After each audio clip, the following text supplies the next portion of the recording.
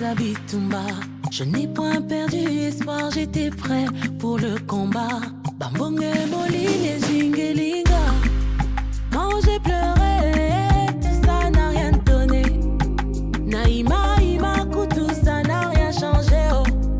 Tango n'a changé, Lolenga Kolukayo. Nous continuons avec notre thème sur les secrets des victoires. Les secrets des victoires. Et aujourd'hui, nous allons clôturer cet enseignement. Les secrets des victoires.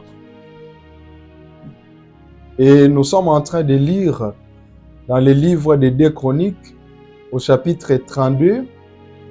Nous lisons à partir du verset 1er jusqu'au verset 23, 2 Chroniques, chapitre 32. Mais compte tenu du temps, je voudrais aujourd'hui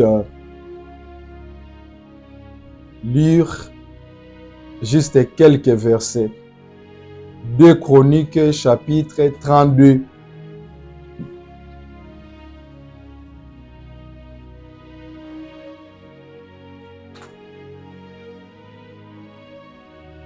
Nous avons vu ensemble que le diable a des stratégies qu'il utilise pour nous combattre. Et nous avons vu que nous sommes dans un monde de combat. Si tu n'es pas fort, on va marcher sur toi. Si tu n'es pas fort, tes ennemis vont t'imposer leur volonté. Nous sommes dans un monde de combat. Si vous ne faites pas attention, vos ennemis vont vous détruire. Ils vont détruire tout ce qui fait votre joie. Ils vont détruire tout ce qui fait votre bonheur. C'est pour cela que nous avons vu ensemble quelques stratégies que le diable utilise pour combattre les enfants de Dieu. Nous avons vu que le diable utilise la stratégie de détruire notre foi. Il tourne la foi au ridicule pour te montrer que ça ne sert à rien de placer ta confiance en Dieu. Comme nous avons vu comment est-ce qu'il avait utilisé cette stratégie pour détruire la foi d'Ézéchias et de tout le peuple de Juda. Sankérib les a posé la question: en quoi repose votre confiance? Qui pourra vous délivrer dans mes mains? Nous avons vu aussi la deuxième stratégie que le diable utilise, c'est de nous terroriser, c'est de jeter le froid, de vous plonger dans la panique et dans la peur, pour vous montrer que, en tout cas, la condition est devenue difficile, il n'y aura plus de changements. Vous avez des nouvelles par-ci, par-là, des nouvelles alarmantes. Le diable vous dit: soyez réalistes. C'est ce que Sankérib et tous ses serviteurs avaient fait. Ils ont crié dans des langues judaïques afin de jeter l'effroi et l'épouvante parmi les peuples de Jérusalem qui étaient sur la muraille. Et nous avons vu la troisième stratégie que Sankérib avait utilisée, c'est de se vanter de ses exploits du passé. Il vient vanter ses exploits pour nous dissuader, pour nous convaincre, pour nous montrer que, en tout cas, c'est lui qui est le plus fort, alors qu'il n'est pas le plus fort. Le plus fort, c'est Jésus-Christ de Nazareth. Oh, disons bien Amen. Amen. Le plus fort, c'est Jésus-Christ de Nazareth. Le diable veut nous faire croire que c'est lui le tout-puissant. C'est un menteur. Il peut être puissant, mais c'est Jésus qui est le tout-puissant. Le diable veut vous faire montrer que, en tout cas, c'est lui qui a les derniers mots. Ce n'est pas lui qui a les derniers mots. C'est Jésus qui a les derniers mots. Car nous avons vu que le diable, c'est un expert en marketing. Il sait comment se vendre. Il sait comment faire de la publicité. Alors aujourd'hui, je voudrais que nous puissions lire les versets 7 et les versets 8. Et ensuite, nous prendrons les versets 20. 2 Chroniques chapitre 32, les versets 7 à 8. Nous pouvons nous lever pour honorer la parole de Dieu. 2 Chroniques chapitre 32, verset 7 et le verset 8. Fortifiez-vous et ayez du courage. Ne craignez point et ne soyez point effrayés devant le roi d'Assyrie et devant toute la multitude qui est avec lui. Car avec nous, il n'y a plus qu'avec lui. Avec lui est un bras de chair et avec nous l'Éternel notre Dieu qui nous aidera et qui combattra pour nous. Les peuples y confiance dans les paroles d'Ézéchias. Prenons le verset 20. 2 Chroniques, chapitre 32, le verset 20. Le roi Ézéchias et le prophète Ésaïe, fils d'Amon, se mirent à prier à ce sujet et ils crièrent au ciel. Alors l'Éternel envoya un ange qui extermina dans le camp du roi d'Assyrie tous les vaillants hommes, les princes et les chefs. Et le roi confus retourna dans son pays. Il entra dans la maison de son Dieu et là, ceux qui étaient sortis de ses entrailles les firent tomber par l'épée. Ainsi l'Éternel sauva Ézéchias et les habitants de Jérusalem de la main de Sanchérib, roi d'Assyrie, et de la main de tous, et il les protégea contre ceux qui les entouraient. Beaucoup de gens apportèrent dans Jérusalem des offrandes à l'Éternel et des riches présents à Ézéchias, roi de Juda, qui depuis lors fut élevé aux yeux de toutes les nations. Amen. Nous pouvons nous asseoir. Je voudrais que tu pries. Tu vas demander que Dieu parle-moi aujourd'hui. Je voudrais que mon cœur soit bien préparé, comme le fermier prépare la terre pour déposer la sémence. Mon Dieu, prépare mon cœur, dispose mes pensées, que cette parole prenne place dans ma vie. Prions mes frères et sœurs, même vous qui nous suivez en ligne, priez que Dieu vous parle, que vous puissiez écouter Dieu comme vous ne l'avez jamais écouté. Que cette parole soit vraiment une parole qui va vous réconforter, qui va révolutionner votre vie chrétienne. Oh, nous voulons que tu nous parles, notre Dieu. J'ai besoin que cette parole prenne place dans nos cœurs. Nous voulons que tu disposes nos pensées, que tu prépares nos cœurs, ô Dieu, que nos cœurs soient bien préparés, afin que cette parole soit une bonne sémence qui va germer dans nos vies, qui va germer dans nos familles, ô Dieu. Parle-nous, notre Dieu, sous la puissance du Saint-Esprit, au nom de Jésus-Christ. Amen. Amen. Alors aujourd'hui, nous voulons voir quelques secrets que nous pouvons connaître pour vaincre. Quels sont les secrets que nous pouvons connaître si nous voulons vaincre dans ce monde de combat, dans cette vie de combat? Après avoir vu les stratégies que le diable utilise, vous devez maintenant savoir les secrets que vous pouvez connaître pour vaincre, même lorsque le diable utiliserait ces stratégies. Bien-aimés, le premier secret, si vous voulez mener une vie de victoire dans ce monde, si vous voulez mener une vie de victoire dans votre famille, vous devez mener une vie qui plaise à Dieu. Ézéchias était un homme fidèle à Dieu. Il respectait ses engagements vis-à-vis de Dieu. Ézéchias menait une vie qui donnait gloire à Dieu.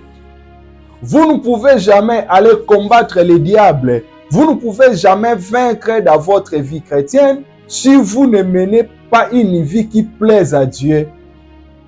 Nous devons mener une vie qui ne tolère pas les péchés, qui n'entretient pas les péchés, qui ne garde pas les péchés. Les péchés ne devraient pas être votre mode de vie, mais les péchés devaient être une réalité accidentelle dans votre vie. Car le diable cherche toujours des points de contact. Tu ne peux pas être fort et combattre le diable si tu lui donnes des points de contact. Et les points de contact, ce sont les péchés. Le diable va vous réclamer si vous avez des choses qui lui appartiennent. Si vous avez son impudicité, vous ne pourrez jamais le vaincre. Si vous avez son adultère, son mensonge, son hypocrisie, son orgueil, Vous les gardez dans votre vie, ça va servir de point de contact, ça va vous rendre faible pour vaincre le diable. Vous devez vous séparer des péchés. Vous devez mener une vie que quand Dieu vous regarde, qu'il soit content de la qualité de votre vie. Quel que soit l'endroit où vous êtes. Tu ne peux pas dire que parce que je suis en Europe, parce que je suis au Canada, je suis aux États-Unis, les péchés n'est plus les péchés. Non, partout les péchés restent les péchés. Vous devez mener une vie de sainteté. Ézéchias était un homme intègre. Il était juste. Il n'avait pas une vie de 2 poids 2 mesures. Vous devez être vrai, même lorsque vous venez à l'église, même lorsque vous êtes avec des frères et des sœurs en Christ, même lorsque vous êtes en dehors de l'église, partout où vous êtes, vous devez être vrai. Tu ne peux pas être que quand tu es là où tu travailles, tu mènes une vie comme les païens. Quand tu es en dehors de l'église, tu vis vraiment une vie comme des païens. Non, vous devez mener une vie de sainteté, une vie de différence.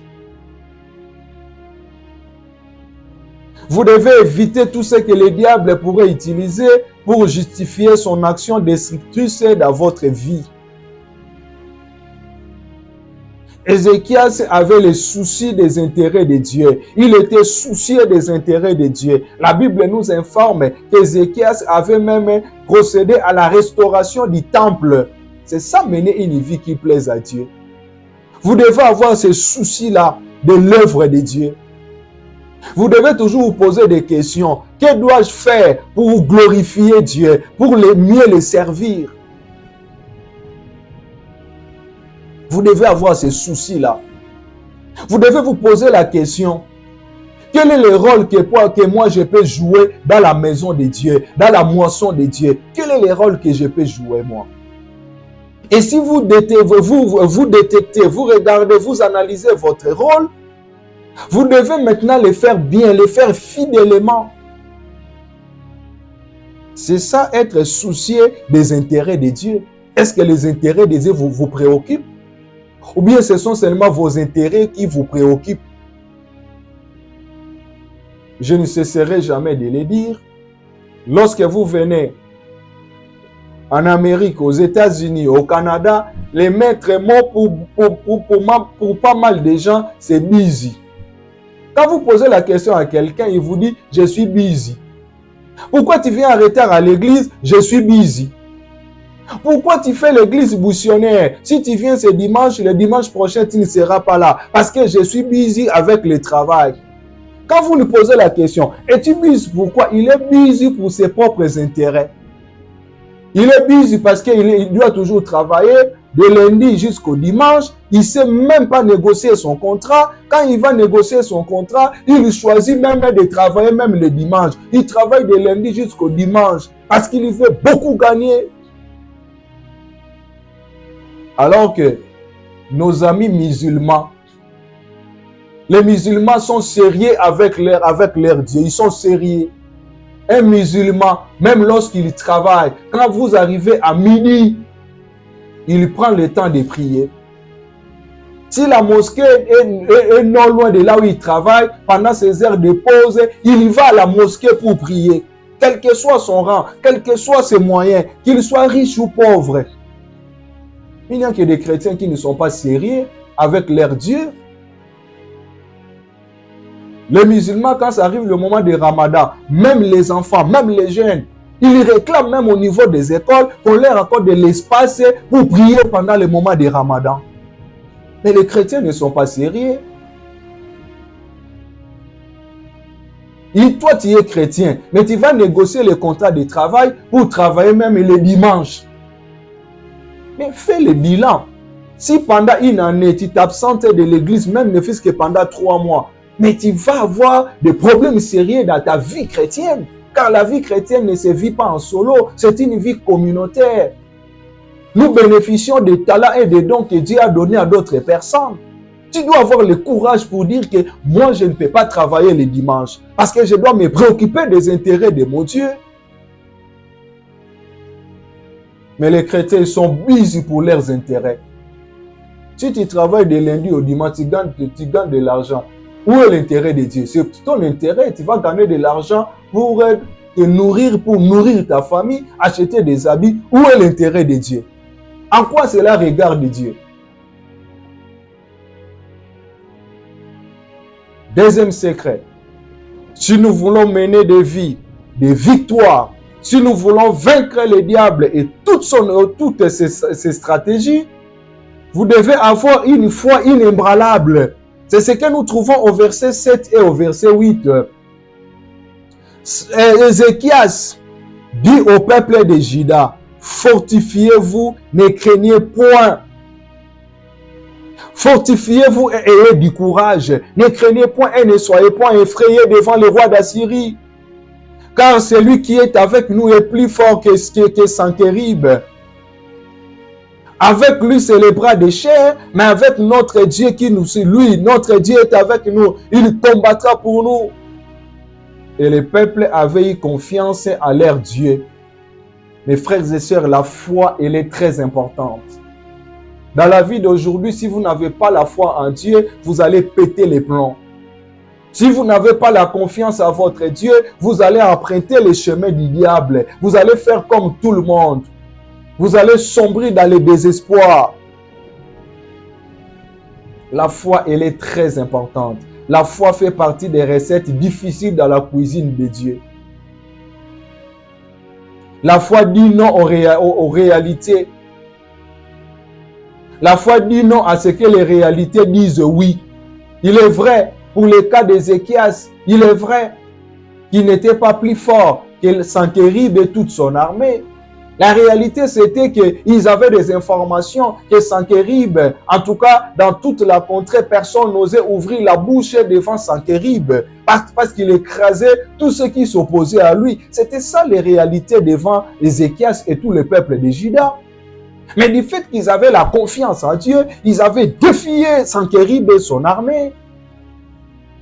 Du fait qu'ils avaient une foi inébranlable, ils avaient dit que oui, notre Dieu va changer des choses.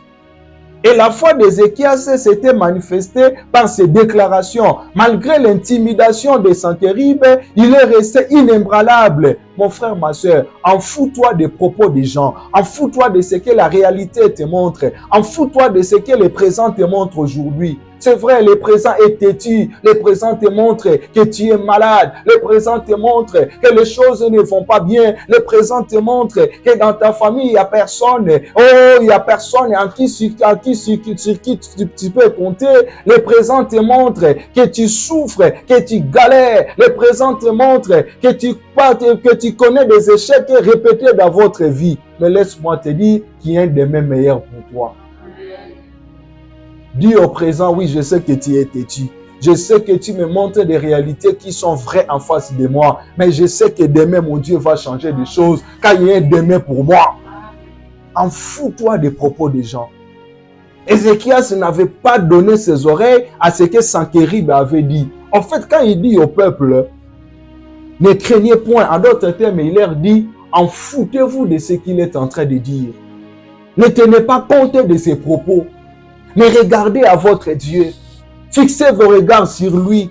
Et la Bible dit, lorsque nous tournons nos regards notre Dieu, nous sommes rayonnants de joie. Et nos visages ne se couvrent point de honte. Troisième secret de victoire, nous le trouvons au verset 20. Si tu veux mener une vie chrétienne de victoire dans ce monde, si tu veux vaincre le diable et toute son armée, nous trouvons au verset 20. Ézéchias et le prophète Ésaïe, ils ont décidé de prier. Ils se mirent à prier. Ils crièrent au ciel. Donc c'est ici nous trouvons le troisième secret. Faites de la prière votre mode de vie. Faites de la prière votre mode de vie. Considérez la prière comme étant votre oxygène. C'est alors que vous allez vaincre. J'aime toujours dire que la prière est une semence qui ne pourrit jamais. Peu de prières, peu de progrès. Peu de prières, peu de victoire.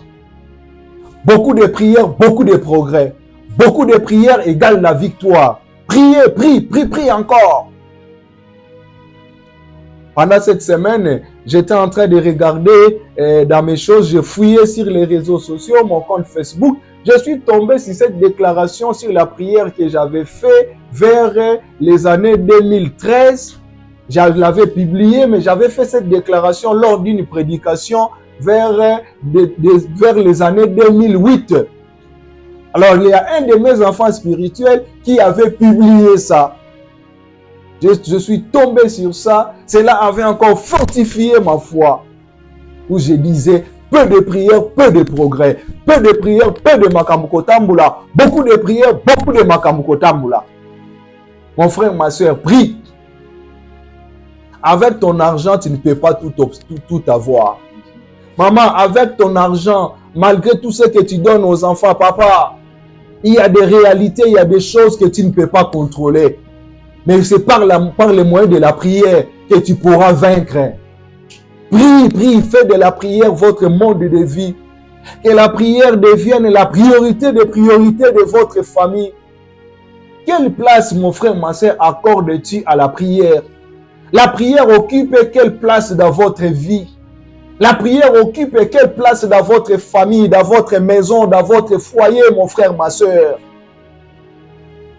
Jésus, tout en étant Dieu, il accordait une importance importante à la prière. La Bible nous dit que Jésus précédait le soleil. Très tôt avant que le soleil puisse s'élever, Jésus priait. Lisez dans Marc chapitre 1, le verset 35. Jésus avait enseigné avant toute chose, il a enseigné la prière à ses disciples. Jésus considérait la prière comme du diamant. Lui qui était Dieu, lui qui est Dieu. Mon frère, ma soeur, Ézéchias avait fait ce qui était possible pour lui en tant qu'humain. Quand vous lisez, vous relisez ces textes, ces péricopes, vous allez vous rendre compte que Ézéchias avait réorganisé l'armée. Il a appelé les chefs, les généraux, il a appelé les colonels, il a appelé les capitaines, il a appelé toutes les forces de sécurité, les services de sécurité, les services de renseignement. Il les a mobilisés. Il dit que nous sommes en danger. Sankerib prépare un assaut, il prépare une attaque, il prépare comment nous combattre, comment s'emparer de notre pays. Ézéchias avait mobilisé toutes les forces vives. Il avait mobilisé la société civile. Il avait mobilisé tous les peuples. Mais Ézéchias était incapable d'aller dans les camps des Assyriens. Il était incapable d'aller là-bas, de changer les choses. Il savait qu'avec l'armée, oui, mais il n'avait pas tous les contrôles. C'est pourquoi Ézéchias s'était recommandé à Dieu par le moyen de la prière. Il avait agi comme si tout dépendait de lui, mais il avait cherché la face de Dieu car il était conscient que tout n'était pas sous son contrôle. Mon frère, ma soeur, avec tes diplômes, tout n'est pas sous ton contrôle. Avec tes relations, tout n'est pas sous ton contrôle. Avec les médicaments, tes médecins, tout n'est pas sous le contrôle de ton médecin.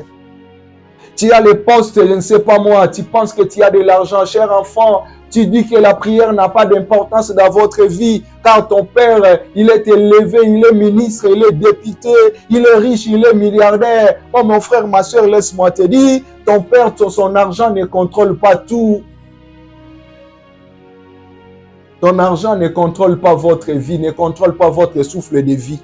Il n'y a aucun magasin qui vend le souffle de vie, ça n'existe pas. Il n'y a aucun magasin qui vend la bonne santé, ça n'existe pas. Chers parents, vous estimez que vous faites tout pour vos enfants, mais vous négligez la prière, vous négligez Dieu. Et il n'y a aucun magasin qui vend une bonne éducation pour les enfants. Vous avez besoin de la prière. Avec votre armée, avec vos services de sécurité, vous dites que vous n'avez pas besoin de Dieu parce que vous êtes entouré de gardes, vous êtes entouré de policiers, vous êtes entouré de membres de services de sécurité, de gardiennage. Ils ne contrôlent pas toute votre vie. Il y a certaines choses qui échappent à leur contrôle. C'est pourquoi la Bible nous dit dans le livre de Psaumes chapitre 127, si l'Éternel garde la ville, ceux qui la gardent veillent enfin. Vous avez besoin de Dieu. Vous avez besoin de recourir auprès de Dieu par les moyens de la prière. Car Dieu a prévu la prière pour rencontrer nos besoins. Ce que tu ne peux pas obtenir par ton argent, tu peux l'obtenir par la prière. Ce que tu ne peux pas obtenir par tes diplômes, tu peux l'obtenir auprès de Dieu par les moyens de la prière.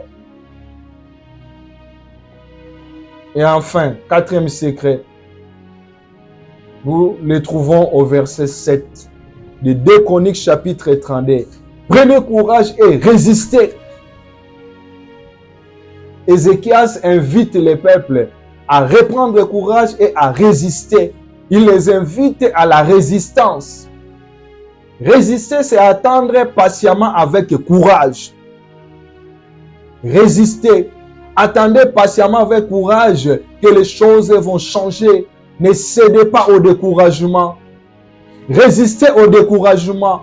Résistez à la peur. Résistez à la trahison. Résistez au diable en utilisant les armes spirituelles mises à notre disposition. Résiste. Même quand le diable te dit que tu mourras, résiste, lui dis-lui que je ne mourrai pas, je vivrai et je raconterai les œuvres de l'Éternel. Même quand le diable te dit que, en tout cas, ça a pris beaucoup d'années, dis-lui que je sais que mon Rédempteur est vivant, il se lèvera le dernier. Résistez en déclinant votre identité d'enfant de Dieu. Même quand le diable te dit, fais comme tout le monde, il te pousse à la compromission, résiste. Ne fais pas l'adultère. Ne fais pas l'impudicité. Ne sombre pas dans la drogue, ni dans l'alcool. Résiste. Car demain, les choses vont changer. Vous devez résister en combattant, tout en sachant que nous combattons dans la victoire. Dans le Psaume chapitre 46, le verset 11.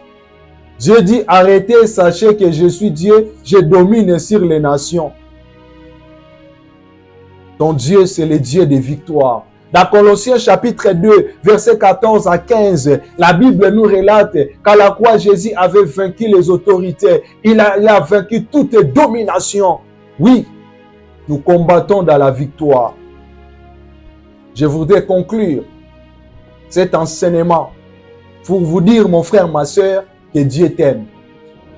Malgré ce que tu vis comme cauchemar, malgré ce que tu vis, ce que tu traverses comme situation, malgré ce qui arrive dans votre vie, malgré des choses là qui vous font trembler, mais ne tremble plus, n'ayez plus peur, car Dieu t'aime et il te soutient. Fais-lui confiance et il fera de toi plus que vainqueur. Nayebiete, nayebiete, nayebiete akotelema, moto asuka na bomoi nanga. Nayebiete, oh nayebiete. Face à cette nouvelle, tu as peur. Face à cette menace, tu as peur. Face à cette situation, face à ces problèmes que tu traverses. Et Dieu te dit de ne plus craindre. Car c'est lui seul qui a le contrôle de votre vie. Éternel, tu n'as jamais changé. Je te prie aujourd'hui que tu t'élèves dans la vie de tes enfants. Regarde comment il est en train de pleurer. Regarde comment ses ennemis sont en train de lui dire que c'est fini pour toi. Regarde ses ennemis, comment est-ce qu'ils sont en train d'organiser des fêtes, car ils disent que nous l'avons eu. Mais je te prie, toi son Rédempteur, lève-toi, manifeste-toi Fais que ses ennemis tombent, que les Sanchéribes de sa vie tombent, que les Sanchéribes qui se lèvent contre sa vie, qui combattent sa santé, son bonheur, ses affaires, son foyer, dans la vie de ses enfants, qui combattent son mariage, qui combattent les fiançailles, qui combattent la fécondité, qui combattent des projets de voyage, qui combattent ses affaires, qui lui tombent, mon Dieu. Lève-toi, fais de ces combats tes combats. Fais de ces défis tes défis, mon Dieu. Toi qui avais fait des combats d'Ézéchias et de tout Juda ton combat, tu n'as jamais changé.